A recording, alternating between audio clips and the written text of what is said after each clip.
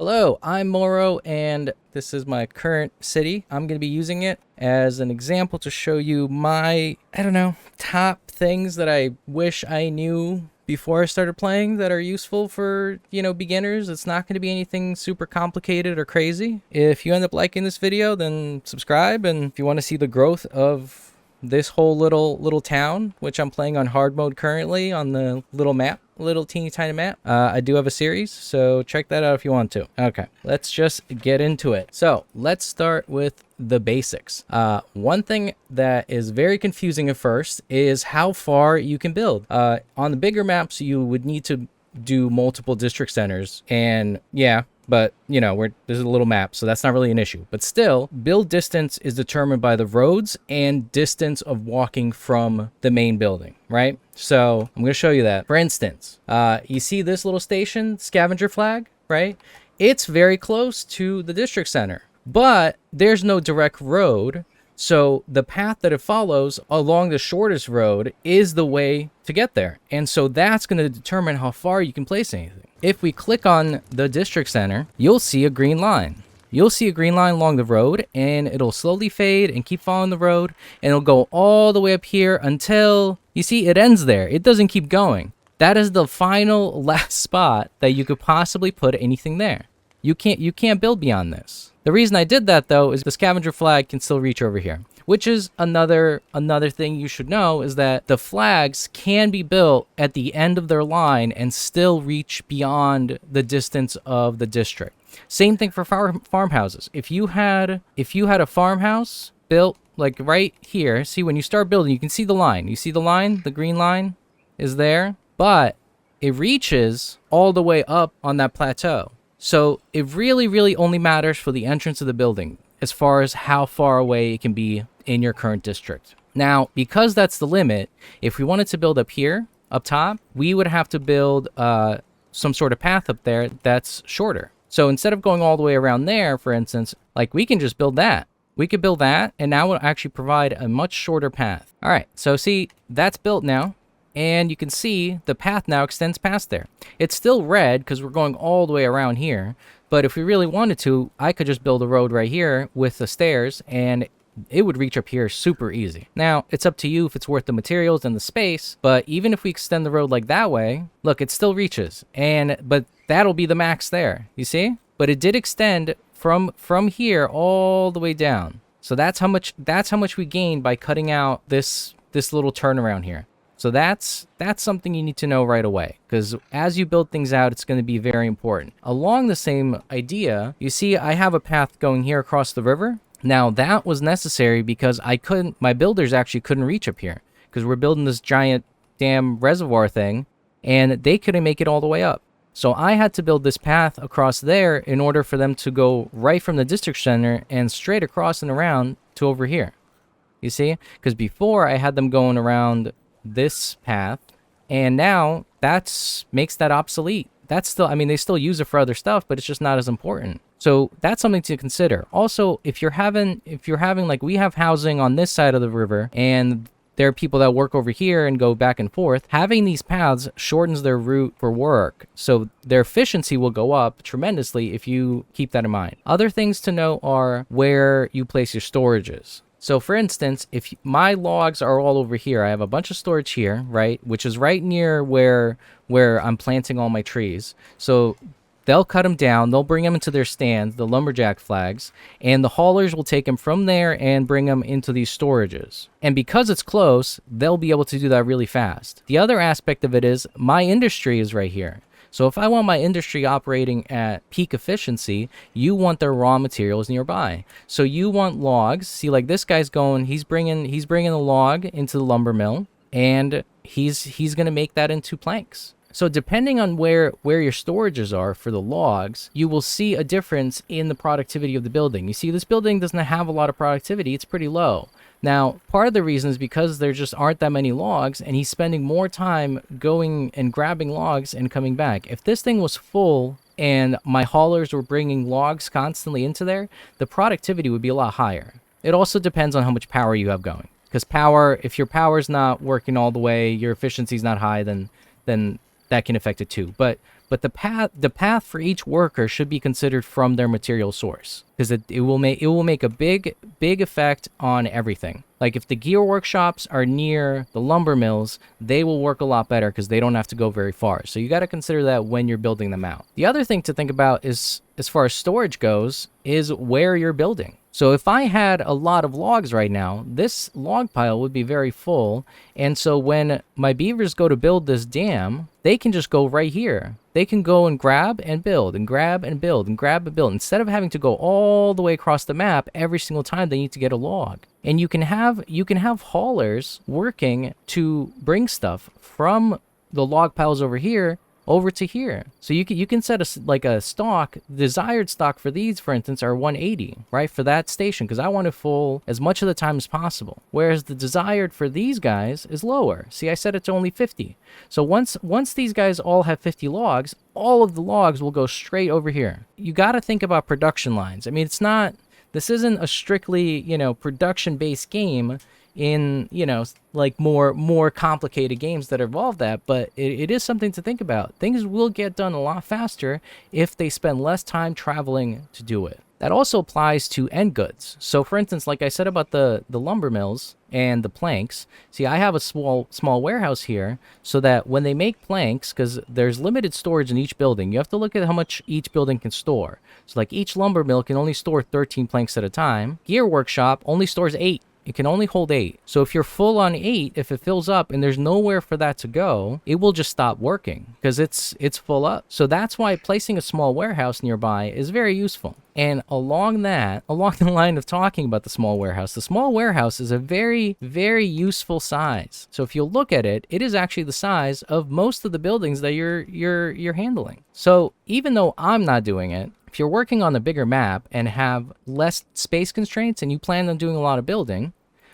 what you can do is place warehouses with buildings right on top. So for instance, if you did lumber mills right on top like that, like you are maximizing that space to its extreme potential, because now you have 2 warehouses and lumber mills all right next to each other, just hanging out. And because the warehouses transfer power, you don't have to worry about it. You could put a windmill or whatever building, power wheel, let's say, like that on the bottom floor, and it will transfer power. You can tell because when you click on them, they all light up. You see how they're all connected? They all go green.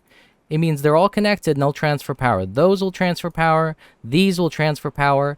And when they can't, you just build power shafts to transfer it from building to there because they're not touching. So long as the buildings are touching, then you don't have a problem with it. Depending on how you want to build. It does put roads. You do have to put roads in between, but you can do a lot of really fun stuff with it. So for instance, it's going to get torn down in my game pretty soon because I just built these new farmhouses. But I had this built, right? So you put a small warehouse with the farmhouse on top, and you limit the small warehouse to only food. If you limit it to only food, then they'll harvest and they'll put it right in there, and it's right on top, and it's very simple and very easy. Another example is over here. So this farmhouse is mostly harvesting potatoes here, and I have a grill for the potatoes. If this farmhouse fills up with potatoes, then what happens? They're going to start carrying the potatoes all over the map. So instead, I have a small warehouse underneath that I put that didn't really cost me much space. It really only cost me two more tiles. And I limited that warehouse to only potatoes. So if we end up harvesting more potatoes than we're using, they'll just pile up here, and this warehouse will use only potatoes. And that's another thing that you probably should know, is that limiting warehouses to goods, like for instance, this small warehouse doesn't allow food. It is only produce goods because that's all I want there. That's all I want in this area. If food is being brought over there for any reason from here, it's an issue. I don't need it over there. They don't live over there. They're not going to eat over there. It's a massive waste of space. So watch out for that. Another little build that I like doing with the warehouses, especially in the early game, is dropping the warehouses and putting the large water tanks on top. Like that. Like that's a great use of space, especially early on when you're still near the river and you're not sure how you're going to build out or what you're going to do. It's really useful. I didn't do it here. because this game's being played on hard mode, and things just needed to get done, and storage was less of an issue. But I have done it in other games, and that's a great use of space. So you can play around with it. It doesn't have to be facing this way either. You can flip it around. So you can flip it around and have it like that. You know, that's perfectly fine. And you could just build a row of them. So you're saving three tiles. 3 tiles for every single one of these that you build. Do you need all that storage space? I don't know. Depends on your game. The next thing I want to talk about is how things get built in this game. Now, if you'll see this guy going to build, it can be a little confusing at first how to build these massive structures. Your brain automatically goes, well, I'll just build a level by level by level by level by level. But if you do that, you have to work all the way from the edge, all the way around, and they'll put paths. You have to put paths, and they'll build them sometimes out of order. And you can't do that. In this game, the beavers can build straight down. If they're next to a tile, they can build straight down from the top without issue. So you see how this is all getting built out in a row? It's going straight down, straight down, straight down. They start at the bottom, build up. Start at the bottom, build up. So that's one really big thing that I wish I had learned earlier in the game. It's especially relevant for explosives. If you look at building dynamite, right? So in order to dynamite this whole area out, it's going to get frustrating when it has multiple levels like this. But for instance, like if you have an edge over here, you can do that and they'll build straight down. So long as they're right next to it, they'll build straight down. If they were on the bottom level, they could build here also, but they can't go higher than 1. So they'll build upward, but only up 1 level. Whereas building down is infinite.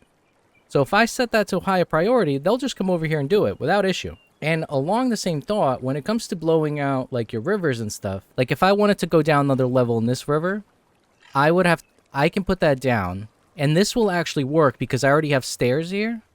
But if I didn't have stairs, they would only place the ones along the edge, and they would completely ignore the middle ones. So if I click on these middle ones, you see they're fine right now because of this path. But if I go all the way down, see, it says it's too far from builders, because going from here and down, this is the end of the road, and the road has a maximum range to which they will build. So my only options to get this tile built is to either place a road going from here all the way up to like the middle, and that will allow them to build. Then you delete the road, and then you can place dynamite there. So that's a bit of a 2-step process. Or you could just build a stairs going down over here, and then this will be able to reach. Unfortunately, in order to actually take this down the level, you would then have to take the stairs away one at a time and put dynamite and get rid of it that way. So it's a little cumbersome to have to go exploding downward. It's not very easy. That is a way that I've learned to do it. So instead, you either do that, or like I said, you can build a path.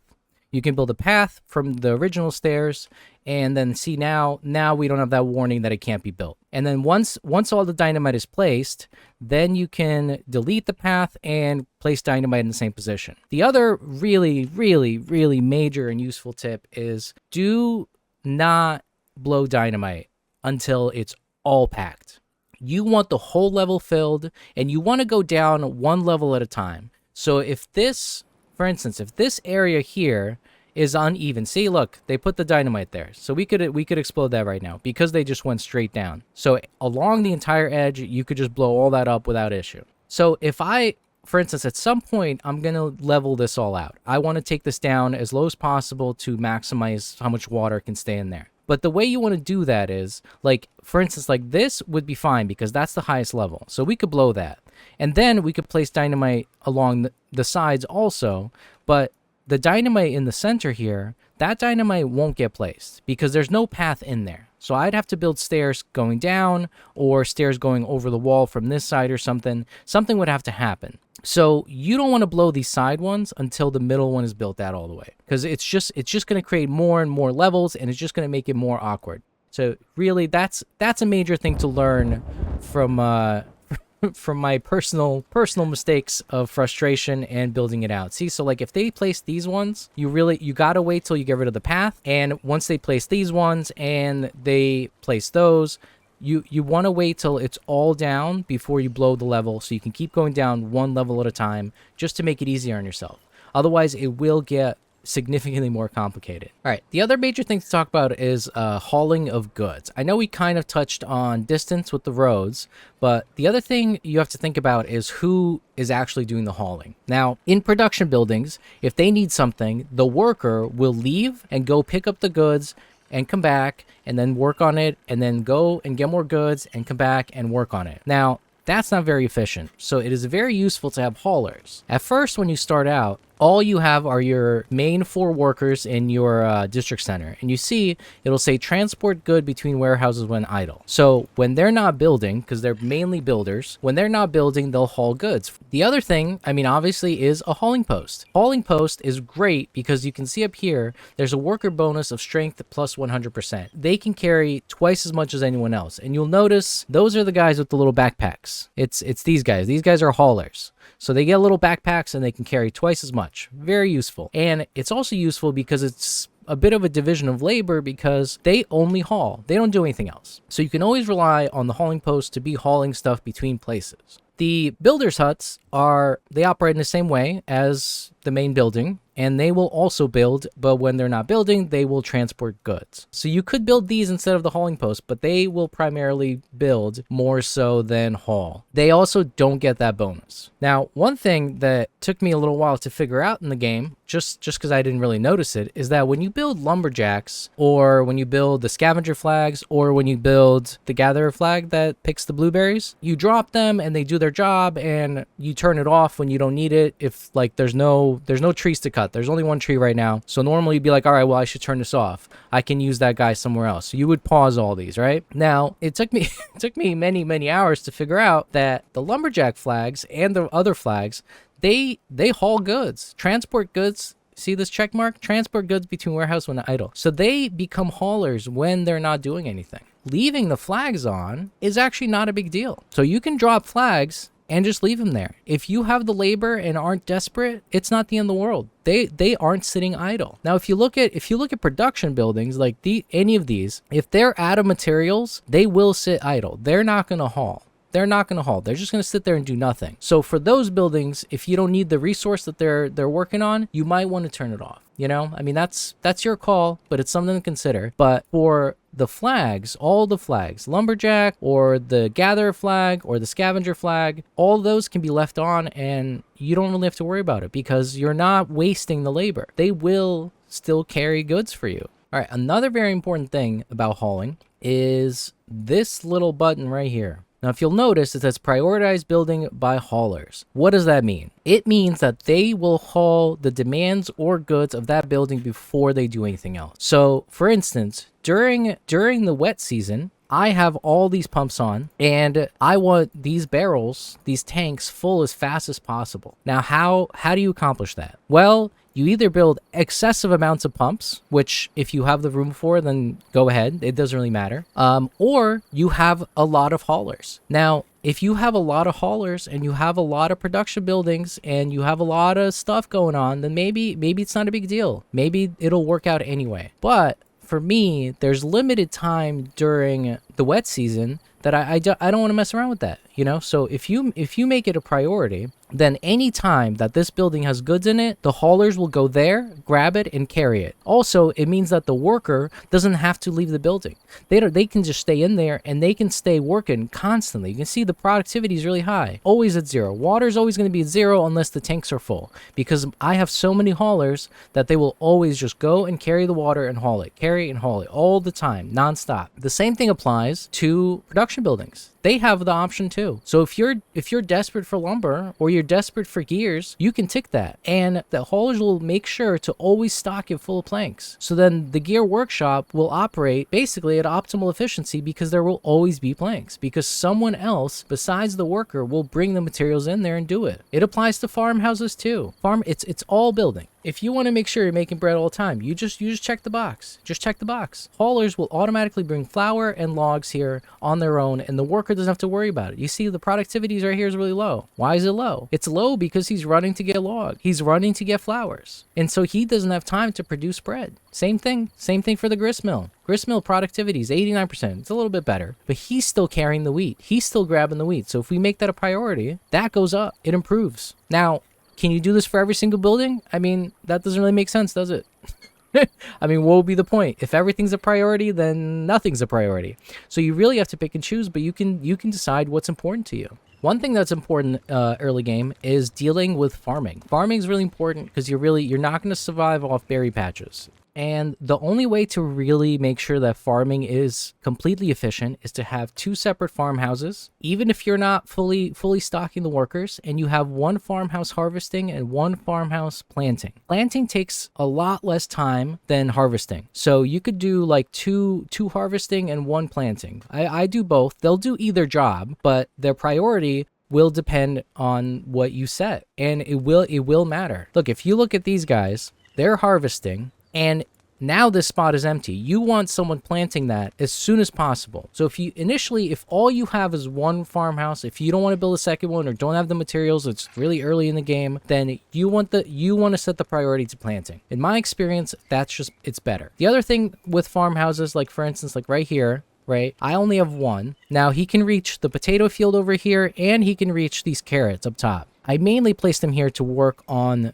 the potatoes. So I have 1 farmhouse for this small field, and I have the priority to planting because I want them as soon as they harvest, I want them to plant again. You'll see him do it right now. So instead of going for this one, he's going to plant these 2 things first. And so these plants can start growing, and then he'll go and harvest the potato. So it just creates a more efficient line. And I have a priority set to potatoes in this farmhouse specifically because I want them doing this field more than anything else, because nobody can reach. These farmhouses, they can't reach down there.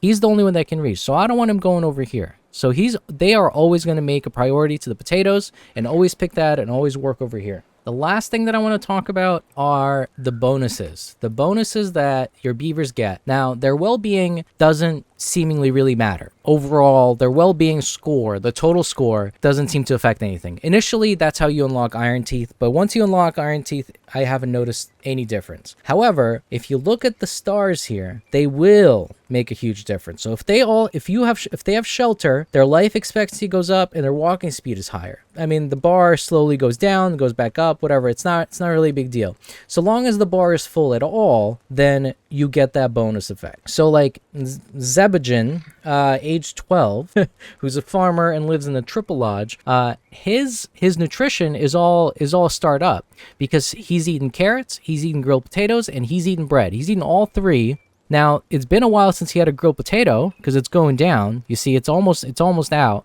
but it doesn't really matter. It doesn't matter because if it's full at all, then he gets the bonus. And the bonuses can be huge. If he eats carrots, life expectancy plus 30%. If he eats potatoes, strength plus 30%. So he can carry 30% more. You see, he can carry 0 out of 13. 13 he can carry. So that applies to everyone. See, he's had potatoes. 23. I mean, he's a hauler. If we can find someone that hasn't had potatoes. All right, there we go. We found one. Macaulay has not had potatoes, and he's a hauler. So see, he's carrying nothing. 0 out of 20. And this guy, he's had potatoes. He can carry 3 more. He can carry 3 more kilograms just because he ate potatoes. And then you have for bread. For bread, you have carrying speed. So how fast they're walking, because they walk slower when they're carrying something. So everyone that's had bread will walk 20% faster. It's just, I mean, there's lots of these. Like if you go to, like just having shrubs. They just need shrubs. I have shrubs placed throughout. That's all. If they walk through that little radius, just that teeny tiny path. I have several of them around. You want to put them in heavily used locations. But if they've walked past it, they automatically get plus 5 working speed. So whatever their job is, they get plus 5%. If they walk past the roof, 5 more percent. They walk past a beaver statue, 5 more percent. It just adds up and adds up across the board. One really great one to do. So, I mean, you can see this took me a while to build, but the temple requires a lot of resources, but it provides plus 30% working speed. I mean, that's huge. And you can build the temple pretty early on. The temple doesn't require a lot. I mean, it's 40 planks and 120 logs. If you really think about it, that's not a lot. That's not a lot to get 30% more work out of everyone. And everyone visits the temple. Everyone has the bonus. It's got like tons of seats. So it's almost a non-issue. So long as their working hours aren't too high, they'll go there all the time. It's not a problem. Now, the last real knowledge tip that I got for you guys is checking out your water sources. Now, this map is very small. So it's not a great example of this, but this map has 2 water sources. Each water source will produce a specific amount of water per day. And so like on hard mode, for instance, you really only have like 5 or 6 days of the wet season. And then you have droughts of, 20 to 30 sometimes, like in late game. So you have to maximize all your water. That's why I'm building this just huge tank that after this is built, I'm going to keep having it go up almost to the entire height of the water source. But there's only 2 water sources here, which isn't really a lot. So you have to make sure that where you're building out your reservoirs or ideas or whatever you got going on, your dams, you have to look at how much water is actually coming from there. Because on other maps you might have 2 over here and like 2 over here and 2 over here or 4 over there, and you might build a huge contraption somewhere only to realize that the water source that you're tapping doesn't actually produce that much. It's usually not an issue, but late game, I mean, it is something to think about. The other thing I wanted to just a few quick tips on early game is build lumber mills. Build several lumber mills. They don't need a lot of power. They only need 50, so you don't have to worry about water wheels or anything else. Each lumber mill can be powered by 1 power wheel. So 1 power wheel to 1 lumber mill. That's it. Build a few. You're going to need them. You're going to need them for stairs. You're going to need them for platforms. You're going to need them for all sorts of different little things. Planks are important. You need one lumber mill is going to power 1 gear workshop, more or less. You're going to need gears because you want to build the big water tanks. You need big water tanks to survive. Without them, you're dead. Even on normal mode, you're not going to make it anywhere without big tanks. So you want to have plenty of planks. So just build extra ones. It's not a big deal. Even if you build them, you don't have to operate them. If you have too many going, you can turn them off. They only require 15 logs. So once you get your trees going, which I guess is another little quick tip, get the forester as soon as you can. Build an inventor, get a forester going, and start planting trees. And when you plant trees, plant maples. You can start out by planting some birch or pine just to keep wood coming in early game, but maples are by far the most efficient. Once you have a field of maples going and they're actually growing out and they're producing wood, you want to get rid of any other trees you have. I don't care what anyone else says. They are a waste of space. I don't care if they look cool to have different pines and birch and whatever else. If you have the room, go for it. Whatever. Maples produce the most wood and are by far the most space efficient. So just stick to them. The last real thing that I wanted to mention is build levels. Build in levels. If you look at my little housing unit here, you see, I mean, on bigger maps it's maybe less of an issue, but it still matters for walking distance. If you took all this housing and you stuck it all built out all over the place, they still have to run around more. It's just not super efficient for them. They're still running like up the stairs and around, but it's still a shorter path. So if you look, I have houses down here crammed in the bottom, and as you go up in the stages, there's more houses and more houses and more houses and stuff on top. I mean, it's just that you got to think in levels. Think in levels. Stack as much as you can on top of other stuff, even if it takes you a few minutes to figure out how to do it. Also, as far as stacking stuff, you can build on top of your rivers. There's nothing stopping you. So this river goes 3 deep, and you see I put platforms all over the river there, and I built my food production on top. Because why not? It's space. It's space to use, and because all your stuff is going to center around rivers and your reservoirs, that's a great place to put your production buildings and storage buildings and everything else. Now in this game, I am planning to blow out the middle and start moving water tanks and stick them in the middle. I'm going to put all my water tanks right on top of the middle of the map where the water is, because why not? All this space is just being wasted right now.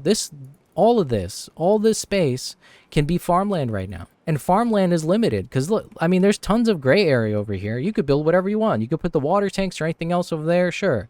But as far as the green area goes, you really don't want to waste it on buildings that are pointless. So all of that can just be built right on top of the river. All you need are planks. All you need are planks and wood. Just build more. All this can be filled in. Even once this whole contraption's built, once this reservoir is built, guess what you can do? You can go all the way up.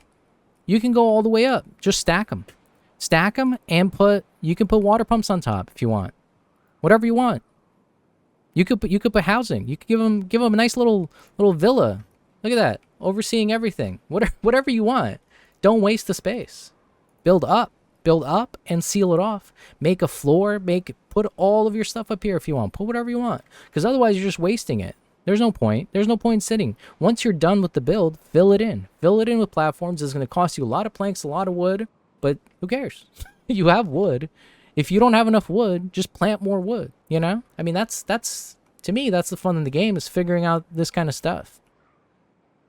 So I think that's about it. I think this ran quite long, and I chatted quite a bit, but I hope you learned something from this if you're just starting out, and maybe even if you're not. You know, you could play this game for a while and not think of some of these things. This little stack right here, I didn't really consider on doing it until I saw someone else doing it, and I was like, oh, that's great.